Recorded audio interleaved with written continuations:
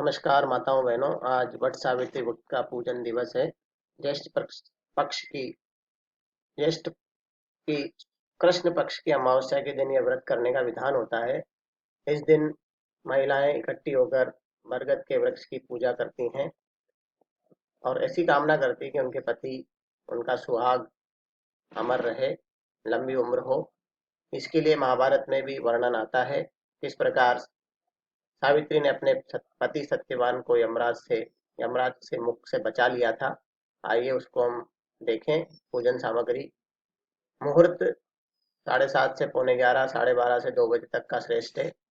पूजन सामग्री की बात करें तो सत्यवान सावित्री जी की मूर्ति, बीजनी, सफेद धागा, सूत की कुकड़ी, मिट्टी का दीपक, फूल फल, सिंदूर, जल से भरा पात्र, रोली, गुड़, मोली, लच्छा। और इसमें एक विशेष बात, जो बड़बूले यहाँ दिखाए हुए हैं, ये आटे के बनाते हैं, गोल गोल गोलियां बनाकर इनको थोड़ा सा पका लेते हैं। पकाने के बाद इस तरह रखकर पूजन की जाती है। बड़ के पत्ते भी रखते हैं ताकि बाद में उससे पानी पिया जाता है।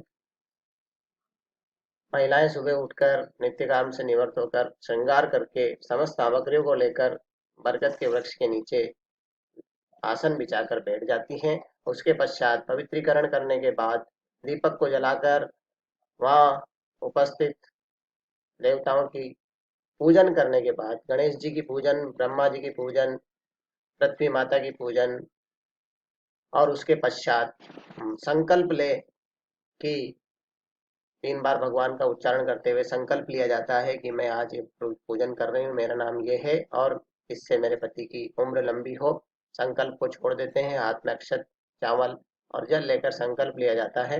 उसके पश्चात सत्यवान सावित्री जी की पूजन करते हैं। यदि उनकी मूर्ति न मिले तो सुपारी पर लच्छा लपेट कर भी दोनों को चावल के ऊपर रखकर, ढेरी के ऊपर रखकर बनाए जा सकते हैं। उनकी पूजा की जाती है। पूजा करने के लिए सबसे पहले बोला जाता है, उनका आह्वान किया जाता है, ओम नमो ब्रह्मणा सह सावित्री इहागच्छ। सत्यवान और सावित्री के साथ यहाँ पर विराजमान हो। इहागच्छ तिष्ठ सुप्रतिष्ठा भव। उनकी प्रतिष्ठा हो जाती है। प्रतिष्ठा के बाद उनके पाँव में जल डालते हैं, अर्घ्य डाला जाता है, आचमन कराया जाता है, स्नान कराया जाता है। पुनर्आचमन करने के पश्चात वापस से मंत्र बोला जाता है, ओम नमो ब्रह्मणा सह सावित्री नमः। इस प्रकार मंत्र पढ़कर पूजन करते हैं। और स्नान कराने के बाद वस्त्र, तिलक, अक्षत, पत्र, पुष्प, माला चढ़ा सकते हैं।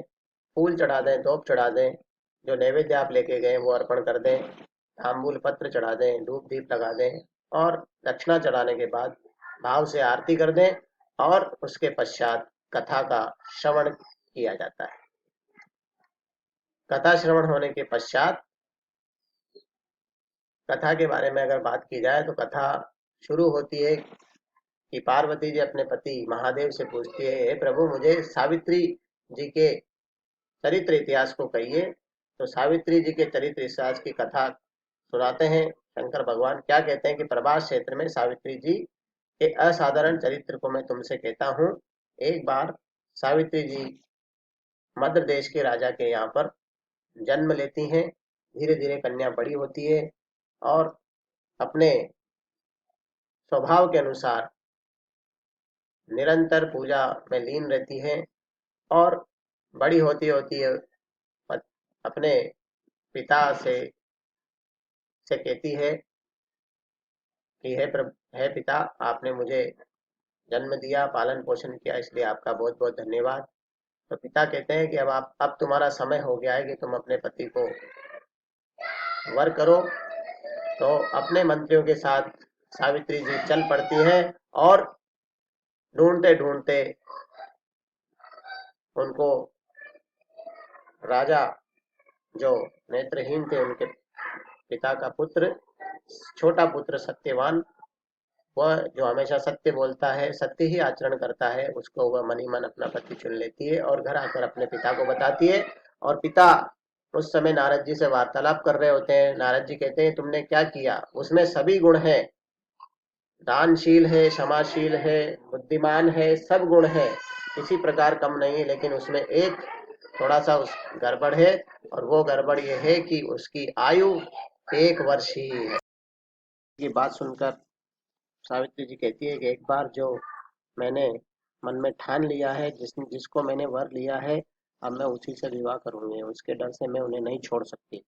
और शुभ मुहूर्त में उन दोनों का पाणी ग्रहण संस्कार सत्यवान के द्वारा कर लिया जाता है और दोनों सुख से रहने लग जाते हैं। धीरे धीरे समय बीतता जाता है, लेकिन एक विचार सावित्री जी के मन में निरंतर रहता है कि कभी भी कब 1 साल होगा और मेरे पति मुझे छोड़कर चले जाएंगे। तो इस चिंता में वह दिन गिनती रहती थी। 3-4 दिन पहले से ही निराहार व्रत करना शुरू किया सावित्री जी ने, और अंततः वो दिन आ गया जिस दिन यमराज सत्यवान के प्राणों को ले जाने के लिए आने वाले थे। उस दिन सत्यवान हमेशा की तरह, प्रतिदिन की तरह जंगल में जा रहे थे लकड़ियां लेने के लिए। लकड़ियां काटते काटते धीरे धीरे उनको लगा कि मेरे सिर में दर्द हो रहा है, वेदना हो रही है। तो अपनी पत्नी से कहते हैं कि मैं आपके गोदी में सिर रखकर सोना चाहता हूँ। इस तरह थोड़ी देर में ही एक उज्जवल युवक जो कि यमराज थे उपस्थित होते हैं और कहते हैं कि मैं तुम्हारे पति के प्राणों को ले जा रहा हूँ। लेकिन सावित्री अपने सतीत्व के प्रभाव से यमराज जी को कहती है कि नहीं, मेरे होते हुए आप ऐसा संभव नहीं है, आपको मुझे मेरे पति के प्राणों को लौटाना ही होगा। और वह यमराज इससे प्रसन्न हो जाते हैं और उसे प्राणों का, पति के प्राण वापस लौटा देते हैं। और साथ ही ये भी वर देते हैं कि तुम्हारे भी 100 पुत्र होंगे और तुम्हारे ससुर जी के भी 100 पुत्र होंगे जो नेत्रहीन है, उनकी नेत्र ज्योति भी वापस आ जाएगी। तभी से ये व्रत सत्यवान सावित्री, ये सारा जो वाकया था ये वट वृक्ष के नीचे हुआ था, इसीलिए इसी का इसी को नाम दिया गया व्रत, सावित्री व्रत। इस तरह ये व्रत किया जाता है और इस तरह ये इसकी कथा है।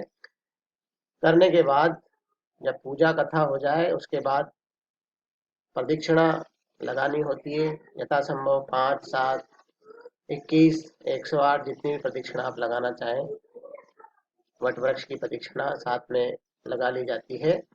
और उसके पश्चात कोई भी सुहागन स्त्री दूसरी सुहागन स्त्री को वट के पत्ते में पानी पिलाती हुई पूछती है, धापी नहीं धापी, मतलब संतुष्ट हुई नहीं हुई।